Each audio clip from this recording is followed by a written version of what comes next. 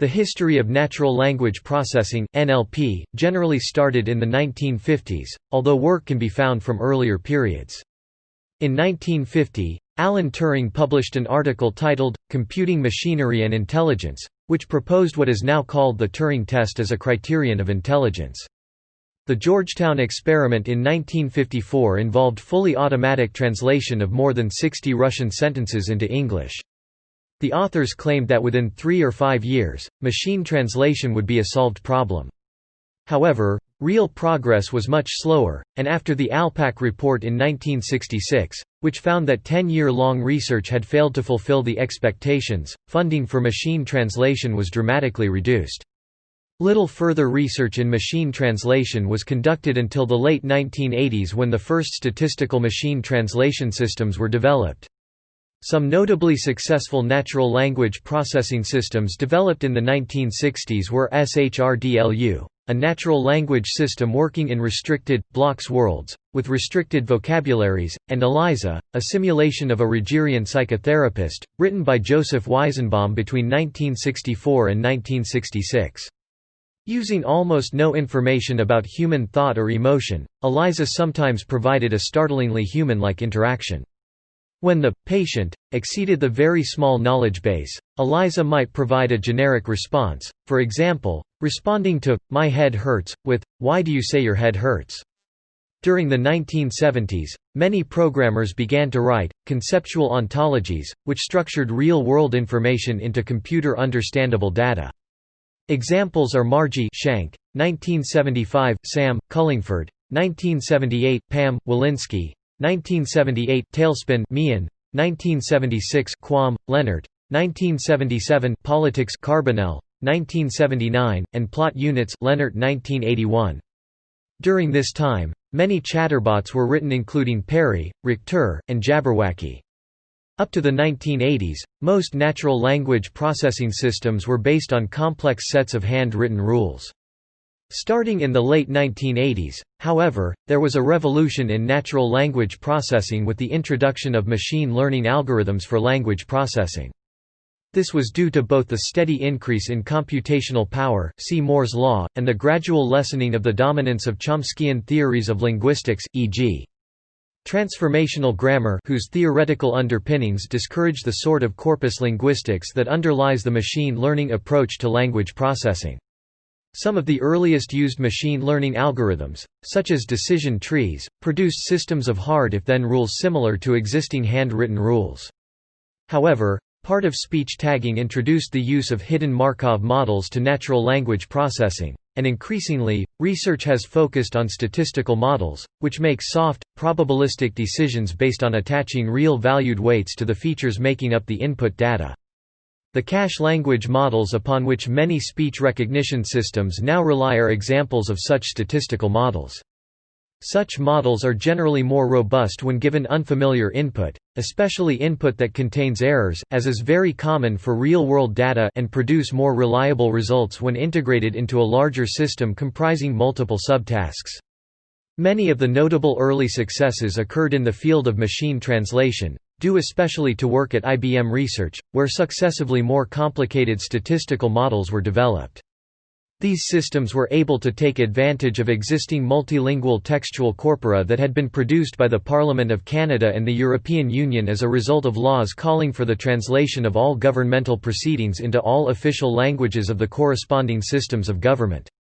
However, most other systems depended on corpora specifically developed for the tasks implemented by these systems, which was, and often continues to be, a major limitation in the success of these systems. As a result, a great deal of research has gone into methods of more effectively learning from limited amounts of data. Recent research has increasingly focused on unsupervised and semi-supervised learning algorithms. Such algorithms can learn from data that has not been hand-annotated with the desired answers or using a combination of annotated and non-annotated data. Generally, this task is much more difficult than supervised learning, and typically produces less accurate results for a given amount of input data. However, there is an enormous amount of non-annotated data available, including, among other things, the entire content of the World Wide Web, which can often make up for the inferior results if the algorithm used has a low enough time complexity to be practical. In the 2010s, representation learning and deep neural network-style machine learning methods became widespread in natural language processing, due in part to a flurry of results showing that such techniques can achieve state-of-the-art results in many natural language tasks, for example in language modeling, parsing, and many others. Popular techniques include the use of word embeddings to capture semantic properties of words, and an increase in end-to-end learning of a higher-level task, e.g., question answering, instead of relying on a pipeline of separate intermediate tasks, e.g., part-of-speech tagging and dependency parsing.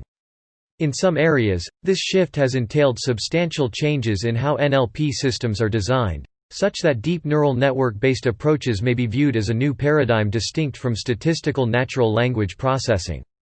For instance, the term neural machine translation, NMT, emphasizes the fact that deep learning-based approaches to machine translation directly learn sequence-to-sequence transformations, obviating the need for intermediate steps such as word alignment and language modeling that was used in statistical machine translation, SMT.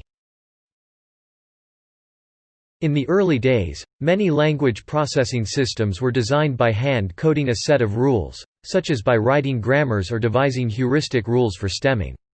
Since the so-called statistical revolution, in the late 1980s and mid-1990s, much natural language processing research has relied heavily on machine learning. The machine learning paradigm calls instead for using statistical inference to automatically learn such rules through the analysis of large corpora. The plural form of corpus is a set of documents, possibly with human or computer annotations, of typical real-world examples. Many different classes of machine learning algorithms have been applied to natural language processing tasks. These algorithms take as input a large set of features that are generated from the input data. Some of the earliest used algorithms, such as decision trees, produced systems of hard if-then rules similar to the systems of handwritten rules that were then common. Increasingly, however, research has focused on statistical models, which make soft, probabilistic decisions based on attaching real-valued weights to each input feature. Such models have the advantage that they can express the relative certainty of many different possible answers rather than only one, producing more reliable results when such a model is included as a component of a larger system. Systems based on machine learning algorithms have many advantages over hand-produced rules. The learning procedures used during machine learning automatically focus on the most common cases, whereas when writing rules by hand it is often not at all obvious where the effort should be directed. Automatic learning procedures can make use of statistical inference algorithms to produce models that are robust to unfamiliar input, e.g., containing words or structures that have not been seen before, and to erroneous input, e.g., with misspelled words or words accidentally omitted. Generally, handling such input gracefully with handwritten rules, or, more generally, creating systems of handwritten rules that make soft decisions, is extremely difficult, error-prone and time-consuming. Systems based on automatically learning the rules can be made more accurate simply by supplying more input data. However, systems based on handwritten rules can only be made more accurate by increasing the complexity of the rules, which is a much more difficult task. In particular, there is a limit to the complexity of systems based on handcrafted rules, beyond which the systems become more and more unmanageable. However, creating more data to input to machine learning systems simply requires a corresponding increase in the number of man-hours worked, generally without significant increases in the complexity of the annotation process. The following is a list of some of the most commonly researched tasks in natural language processing. Some of these tasks have direct real-world applications, while others more commonly serve as subtasks that are used to aid in solving larger tasks. Though natural language processing tasks are closely intertwined, they are frequently subdivided into categories for convenience. A coarse division is given below.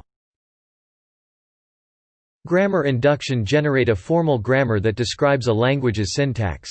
Lemmatization: the task of removing inflectional endings only and to return the base dictionary form of a word, which is also known as a lemma.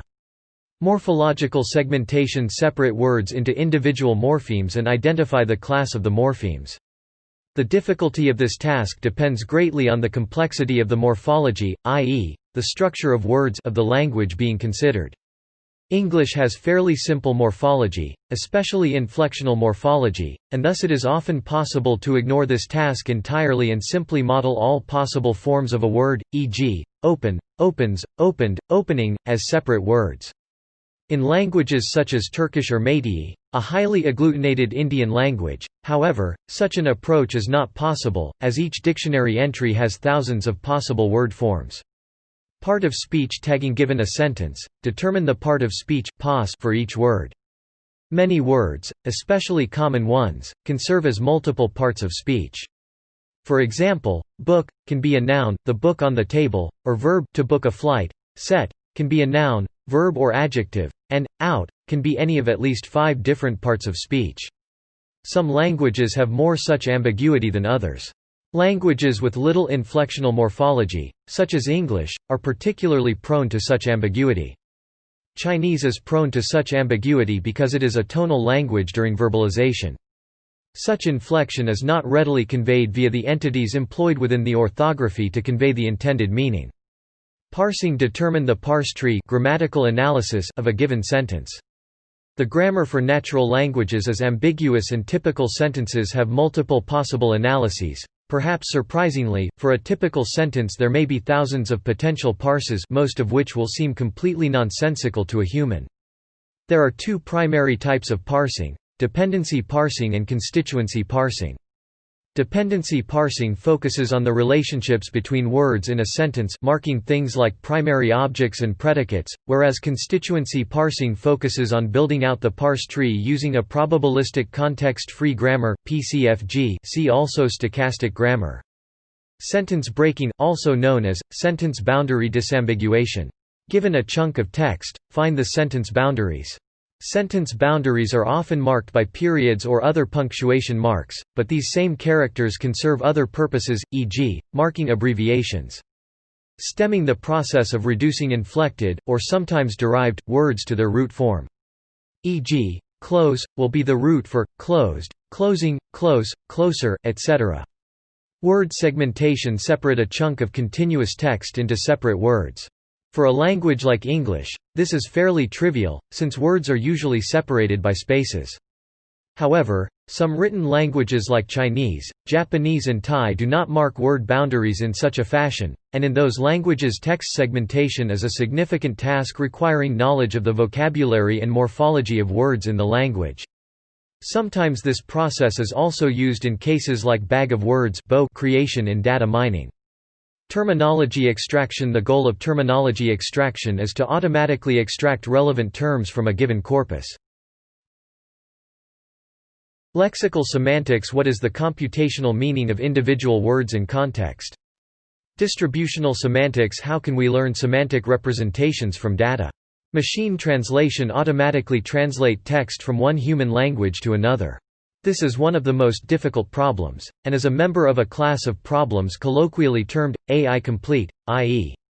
requiring all of the different types of knowledge that humans possess: grammar, semantics, facts about the real world, etc. To solve properly. Named entity recognition (NER), given a stream of text, determine which items in the text map to proper names, such as people or places, and what the type of each such name is, e.g.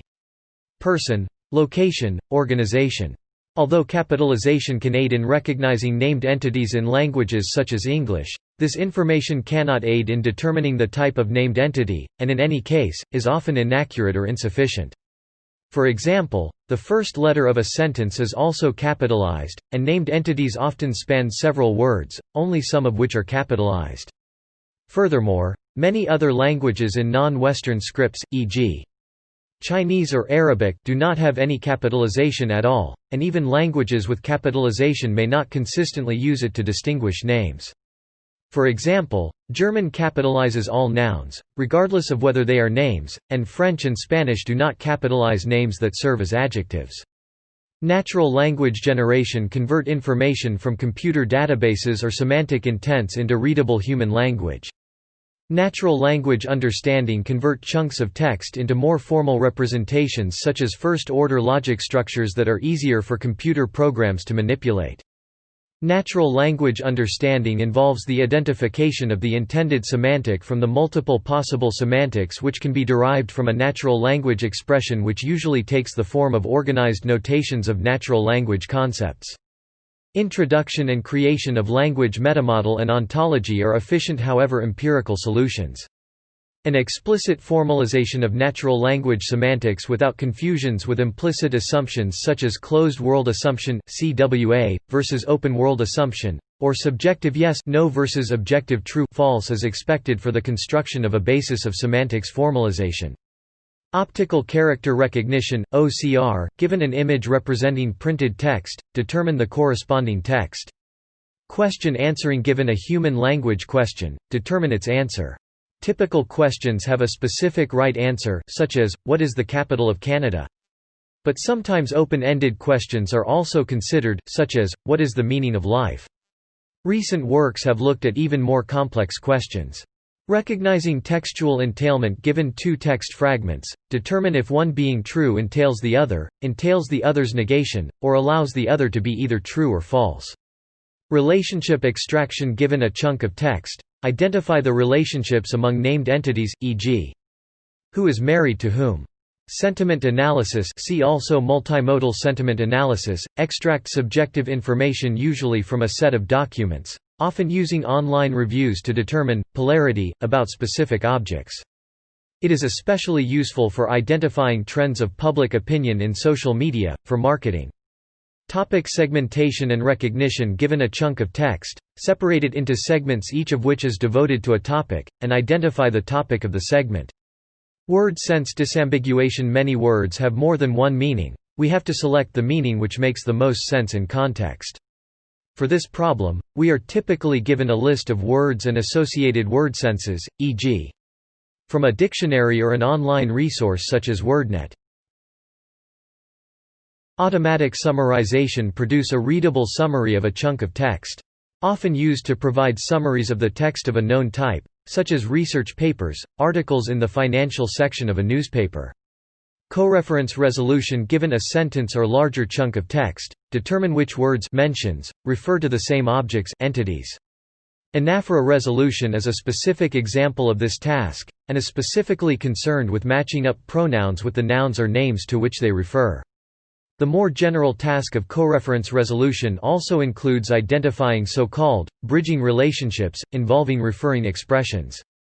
For example, in a sentence such as, "He entered John's house through the front door," the front door is a referring expression and the bridging relationship to be identified is the fact that the door being referred to is the front door of John's house, rather than of some other structure that might also be referred to. Discourse analysis. This rubric includes several related tasks. One task is identifying the discourse structure of a connected text, i.e. the nature of the discourse relationships between sentences, e.g. elaboration, explanation, contrast. Another possible task is recognizing and classifying the speech acts in a chunk of text, e.g. yes/no question, content question, statement, assertion, etc. Closing parenthesis. Speech recognition. Given a sound clip of a person or people speaking, determine the textual representation of the speech. This is the opposite of text-to-speech and is one of the extremely difficult problems colloquially termed, AI complete, see above. In natural speech there are hardly any pauses between successive words, and thus speech segmentation is a necessary subtask of speech recognition, see below. In most spoken languages, the sounds representing successive letters blend into each other in a process termed coarticulation, so the conversion of the analog signal to discrete characters can be a very difficult process.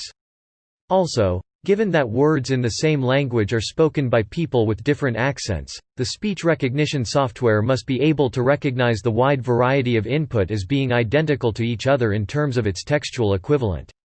Speech segmentation. Given a sound clip of a person or people speaking, separated into words. A subtask of speech recognition and typically grouped with it. Text-to-speech. Given a text, transform those units and produce a spoken representation.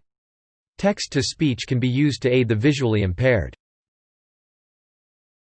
The first published work by an artificial intelligence was published in 2018, Won the Road, marketed as a novel, contains 60 million words. Cognition refers to the mental action or process of acquiring knowledge and understanding through thought, experience, and the senses. Cognitive science is the interdisciplinary, scientific study of the mind and its processes.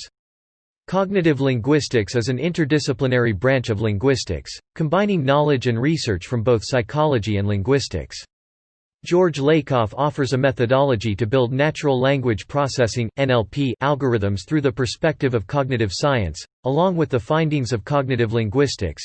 The first defining aspect of this cognitive task of NLP is the application of the theory of conceptual metaphor, explained by Lakoff as the understanding of one idea, in terms of another, which provides an idea of the intent of the author. For example, consider some of the meanings, in English, of the word big. When used as a comparative, as in, that is a big tree, a likely inference of the intent of the author is that the author is using the word big to imply a statement about the tree being physically large, in comparison to other trees or the author's experience. When used as a stative verb, as in, tomorrow is a big day, a likely inference of the author's intent that big is being used to imply importance. These examples are not presented to be complete, but merely as indicators of the implication of the idea of conceptual metaphor. The intent behind other usages, like in, she is a big person, will remain somewhat ambiguous to a person and a cognitive NLP algorithm alike without additional information. This leads to the second defining aspect of this cognitive task of NLP, namely probabilistic context-free grammar (PCFG), which enables cognitive NLP algorithms to assign relative measures of meaning to a word, phrase, sentence or piece of text based on the information presented before and after the piece of text being analyzed. The mathematical equation for such algorithms is presented in U.S. Patent 9,269,353. RMM TOKENN equals PMM TOKENN times 1 2D I equals minus DD PMM TOKENN times PF TOKENN I display style RMM token underscore n equals PMM token underscore n times frac 1 2D left sum underscore I equals D caret D PMM token underscore n times PF token underscore n underscore I right. Where RMM is the relative measure of meaning, token is any block of text, sentence, phrase or word, n is the number of tokens being analyzed, PMM is the probable measure of meaning based on a corpora n is 1 less than the number of tokens being analyzed, d is the location of the token along the sequence of n tokens, pf is the probability function specific to a language.